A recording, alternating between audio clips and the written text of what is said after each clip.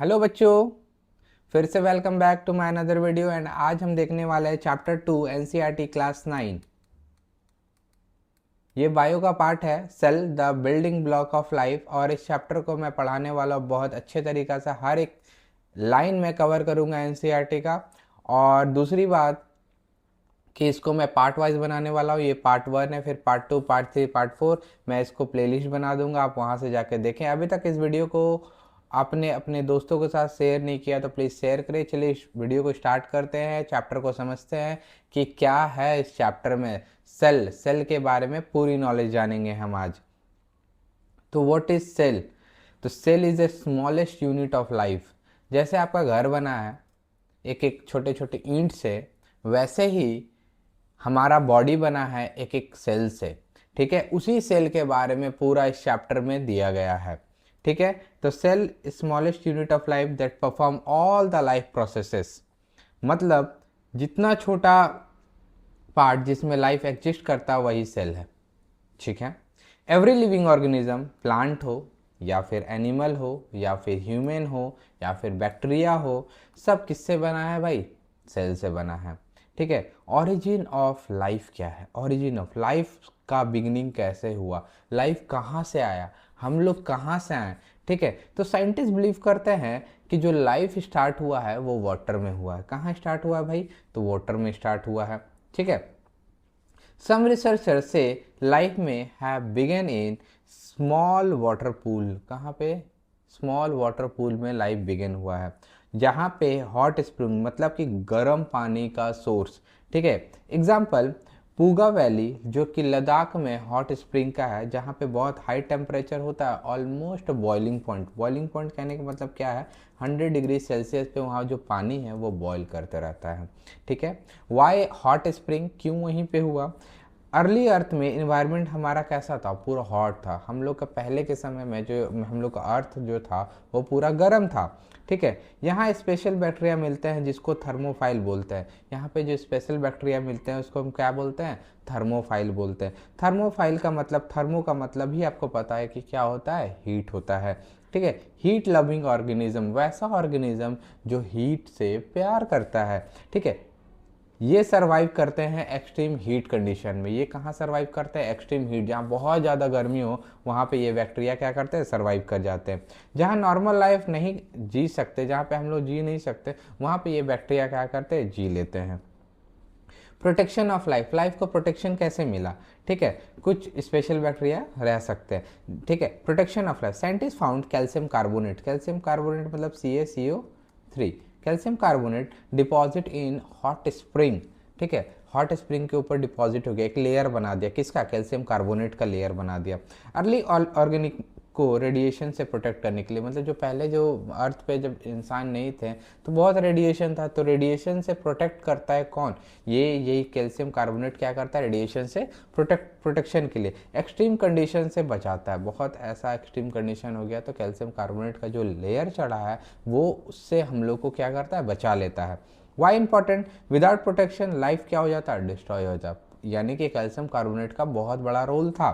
ठीक है, इसलिए ये स्टेप लाइफ और फॉर्मेशन के लिए बहुत इंपॉर्टेंट है। ठीक है, अभी तक आपको ये बात बहुत अच्छे से क्लियर हुई होगी जो मैंने आपको बताई है। ठीक है, formation of first cell membrane. ठीक है, formation of first cell membrane. आपके दिमाग में चल रहा होगा यार मेम्ब्रेन क्या है? ठीक है, मेम्ब्रेन का मतलब क्या होता है? तो चलिए जानते हैं मेम्ब्रेन का मतलब क्या होता है। This condition help in forming the first protective membrane. ये कंडीशन क्या? पहला लेयर ऑफ प्रोटेक्टिव मेम्ब्रेन का बना। मेम्ब्रेन क्या? बाउंड्री जो सेल को डिफाइन करता है। बाउंड्री जो सेल को डिफाइन करता है। जैसे हमारा बाउंड्री क्या? हमारा बॉडी का बाउंड्री क्या? यार मेरा स्किन, ये स्किन क्या है? बाउंड्री है। ठीक है, सेल का कवर या बाउंड्री जो अंदर और बाहर को क्या करे? सेपरेट करे, जिसको हम लोग क्या बोलते हैं? मेम्ब्रेन बोलते हैं। ठीक है ठीक है, बात क्लियर है? याद रखोगे? याद रखना। ठीक, तो अगली बात है the types of organism based on sale. ठीक, सबसे पहला यूनिसेलर। यूनी का मतलब क्या होता है? यूनी का मतलब होता है वन। ठीक है, यूनी का मतलब क्या होता है? One, one only one cell. ठीक है, जैसे बैक्टीरिया, एस्ट, ये सब क्या है? यूनिसेलुलर ऑर्गेनिज्म है। एक ही सेल सब काम करता है, मतलब एक ही सेल, हम लोग तो मल्टी सेलुलर है, हम लोग के पास कई बिलियन ट्रिलियन सेल्स है, बट जो एक सेल होता है वो सारे काम करता है, वो सारे काम ब्रीथिंग करता है, डाइजेशन करता है, मूवमेंट करता है, मतलब एक ही सेल में सारा चीज़ हो रहा है, जितना भी लाइफ प्रोसेसेस है वो एक सेल में हो रहा है। ओके, अगली बात है मल्टी सेलुलर ऑर्गेनिज्म, जिसमें हम लोग आते हैं। मेनी सेल, मिलियंस या बिलियन सेल्स, ठीक है, एग्जांपल ह्यूमन, प्लांट, एनिमल, ये तीनों कहाँ आते हैं? मल्टी सेलुलर ऑर्गेनिज्म में आते हैं। ठीक है, सेल डिवाइड, सम सेल, कुछ सेल जो है मल्टी सेलुलर में वो डाइजेशन करता है, कुछ सेल मूवमेंट करता है, कुछ सेल थिंकिंग करता है, यानी कि जो पूरा बॉडी का जो सेल है वो अलग अलग, दिमाग का सेल अलग है, हाथ का सेल अलग है, दिल का सेल अलग है, किडनी का सेल अलग है, लीवर का सेल अलग है। तो ये टीम वर्क में सेल प्रॉपर फंक्शन करते हैं, पूरे लाइफ प्रोसेस को, पूरे बॉडी को प्रोसेस करने के लिए अलग अलग सेल अलग अलग तरीक़ा से टीम वर्क करके काम करते हैं। अगर एक भी टीम डैमेज हुआ तो प्रॉब्लम हो सकती है। जैसे आपके घर में अगर 4 फैमिली, मेरे घर में 4 फैमिली है, तो भाई एक मेंबर भी अगर बीमार पड़ता है तो हम लोग तीनों को तकलीफ होता है। तो वैसे ही ये सेल भी काम करता है, अगर एक जगह भी डैमेज हुआ तो पूरा बॉडी में डैमेज हो जाएगा, आपको दिक्कत होगी सर्वाइवल के लिए। ठीक है, group of cell, group of, जब बहुत सारा सेल जब आपस में मिलते हैं ना तो उसको टिश्यू कहते हैं। क्या कहते हैं? टिश्यू कहते हैं। जब बहुत सारा सेल मिलके जब बनते हैं, बहुत सारा ग्रुप ऑफ सेल जब मिलते हैं तो ये जो बना है उसको हम लोग टिश्यू कहते हैं। क्या कहते हैं? टिश्यू कहते हैं। Similar cell performing same function is called tissue. यानी कि मान लो कि मेरे घर में मैं खाना बनाता हूँ, मेरी मम्मी खाना बना, मैं अलग सेल हूँ, ठीक है, मम्मी भी अलग सेल है मेरी।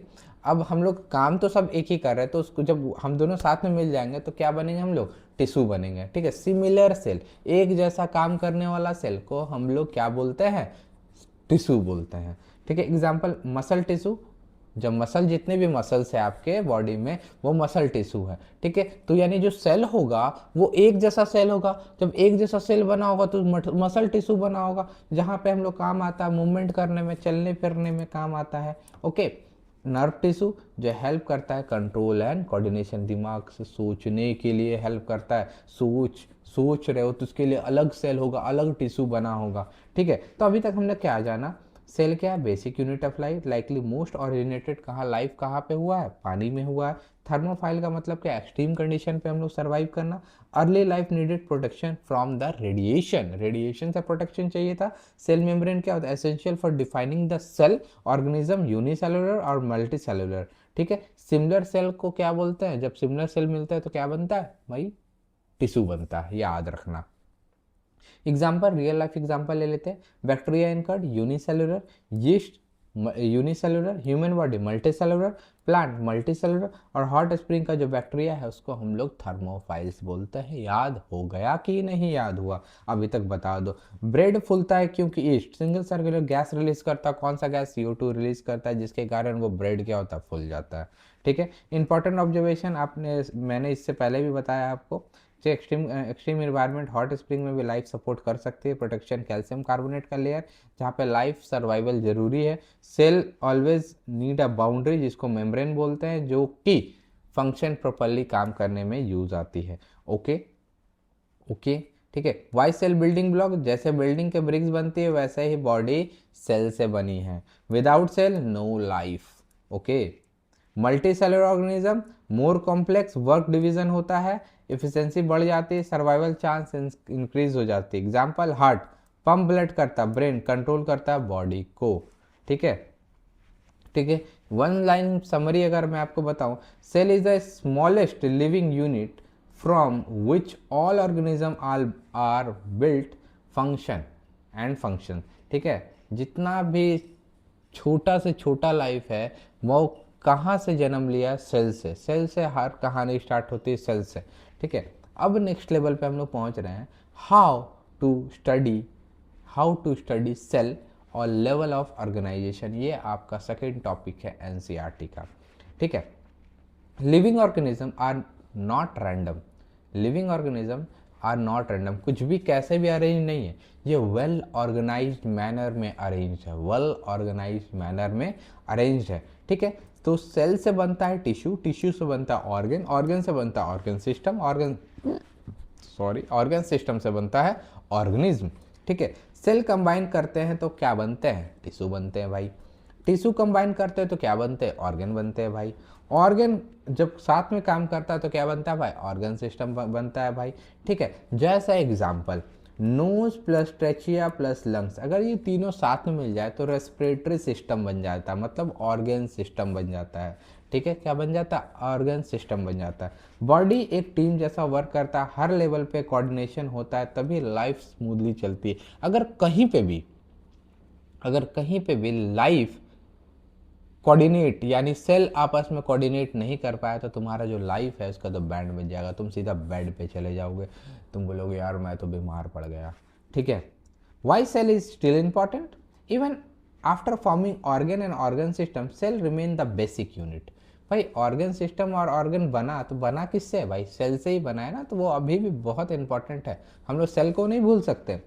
हर फंक्शन अल्टीमेटली सेल लेवल पे ही होता है, जो भी फंक्शन होता है वो सेल लेवल पे। फॉर एग्जांपल हम लोग का इंडियन आर्मी है, अब इंडियन आर्मी में कोई चीफ होगा, चीफ तो सारा काम नहीं करता ना, चीफ तो काम नहीं करता, अल्टीमेटली काम कौन करता है, जो सोल्जर होते हैं जो बॉर्डर पे लड़ते हैं, भाई वही ना काम करता है। तो वही तो बेस है हमारा भारत का, अगर वो नहीं रहेगा तो लड़ोगे क्या, चीफ रहेगा, चीफ से क्या हो जाएगा, चीफ चलो एक पल के लिए सोचे कुछ प्रॉब्लम हो गया, बीमार पड़ गए, कहीं बेड पे चले गए, सोल्जर तो है, सोल्जर तो बहुत सारा है, एक सोल्जर है उसके बाद में कोई दूसरा सोल्जर आ गया, एक सोल्जर हटा तो दूसरा सोल्जर आ गया, तो चीफ ऐसा नहीं होता, चीफ हट गया तो भाई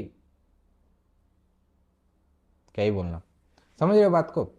ठीक है, थिंक हार्ट पंप करता है बट पंपिंग का एक्चुअल का हार्ट का कौन करता है, सेल करता है। हार्ट एक पंप करता तो पंपिंग काम कौन कर रहा है, सेल कर रहा है ना। ठीक है, तो साइंटिस्ट से कुछ क्वेश्चन पूछा गया भाई, 3 क्वेश्चन पूछा गया, 3 क्वेश्चन। अब 3 क्वेश्चन है क्या, सेल इतने छोटे होते हुए भी काम कैसे करते हैं, इतना छोटा सेल जो कि दिखता भी नहीं है वो काम कैसे करते हैं। दूसरा, सेल एक दूसरे को कम्युनिकेट कैसे, बातचीत कैसे करते हैं, सेल एक दूसरे की बॉडी में बात कैसे कर रहे हैं। तीसरा, सेल फॉरएवर रहते हैं या डाई भी हो जाते हैं, मर भी जाते हैं भाई, सेल हमेशा जिंदा है कि मर भी आ रहा है, मर रहा है कि नहीं मर रहा। तो ये चैप्टर इन सब क्वेश्चन का आंसर एक्सप्लोर करता है। अब ये चैप्टर किन किन 3 क्वेश्चन पे आधारित है, भाई सेल इतने छोटे के क्यों होते हैं यार, इतने छोटे कैसे काम करते हैं, दूसरा कम्युनिकेट कैसे करते हैं, तीसरा ये सेल फॉरएवर रहते हैं कि मरते भी हैं। तो चलिए इस चैप्टर में हम लोग पूरे अच्छे से जानते हैं कि इन तीनों का क्वेश्चन का आंसर क्या है। यार अभी तक हमने अपने दोस्तों के साथ ये वीडियो शेयर नहीं किया ना, कर दो यार, कर दो। How do we study cell, cell को हम लोग कैसे स्टडी करते हैं। Limits of human eye, human eye की एक लिमिट होती है, तुम्हारे आंखों की कुछ लिमिट है कि नहीं। जैसे लिमिट ऑफ रेजोल्यूशन, जैसे तुम्हारा फोन का रेजोल्यूशन है कैमरा का 1080p 4K 360p 480p, वैसे आंख की भी रेजोल्यूशन है। Ability to see two close object separately. ठीक है, चलो एक एक्सपेरिमेंट करते हैं भाई, तुम जल्दी से अपने कॉपी निकालो और कॉपी पे ना 2 डॉट लगाओ, ऐसे 2 डॉट लगाओ।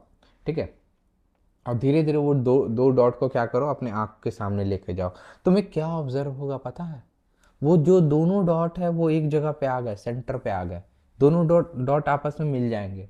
ठीक है, क्यों ऐसा हो रहा है, I can not distinguish object clearly 0.1 millimetre.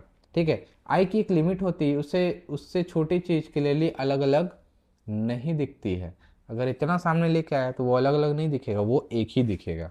ठीक है, वाई कांट सी सेल, हम लोग सेल को देख नहीं पाते, क्यों नहीं देख पाते, मोस्ट ऑफ द सेल जो है वो 10 to 100 माइक्रोमीटर होते हैं, क्या क्या होते हैं, micrometre, which is much smaller than 0.1 millimetre, इसलिए सेल हम लोग नेकेड आई से नहीं देख पाते भाई। सॉल्यूशन क्या था, साइंटिस्ट यूज किया माइक्रोस्कोप सेल को देखने के लिए, हाउ इट इज वर्क, कैसे काम करता है। तो इसके लिए कॉन्वेक्स लेंस का यूज़ होता है, मैग्नीफाइंग करते हैं ऑब्जेक्ट को, जो है मेरा उसको बड़ा करके देखने की कोशिश करते हैं। ठीक, ऑब्जेक्टलेट और आईपीस, माइक्रोस्कोप छोटी सी छोटी चीज़ों को बड़ा करके क्लियरली एकदम विजिबल दिखाती है। भाई अपने फ़ोन का कैमरा मैंने लिया और जूम किया बहुत दूर, तो उस जो मुझे आँख से नहीं दिख रहा था वो कैमरा लेंस से मुझे क्या हो गया, विजिबल हो गया। ओके, उसके बाद आता है रॉबर्ट हुक की कहानी। ठीक है, तब ये जो रॉबर्ट हुक है, अब ये रॉबर्ट हुक की आपको अगर कहानी जाननी है तो इसके लिए आपको सेकंड पार्ट में मिलना होगा। ठीक है, अब मिलते हैं हम लोग सेकंड पार्ट में। ऐसे ही मज़ेदार वीडियो के लिए आप चैनल को सब्सक्राइब कर सकते हैं और आपको मज़ा आएगा इस चैप्टर को पढ़ने में। तो चलिए मिलते हैं अगले वीडियो में। Thank you. अगर आपने अपने दोस्तों के साथ शेयर नहीं किया तो प्लीज़ इस वीडियो को आप शेयर करें ज़्यादा से ज़्यादा, जिससे मुझे मोटिवेशन मिलेगी। मैं आपके लिए बहुत अच्छे से नोट्स प्रिपेयर करके लाऊंगा, वीडियो बनाऊंगा और आपको मज़ा आएगा पढ़ के। क्लास 9 क्लास 10 आप मेरे साथ पढ़ सकते हैं। मैं हर चीज़ आपको वो बताऊंगा जो आपके बोर्ड्स के लिए ज़रूरी है। Bye bye.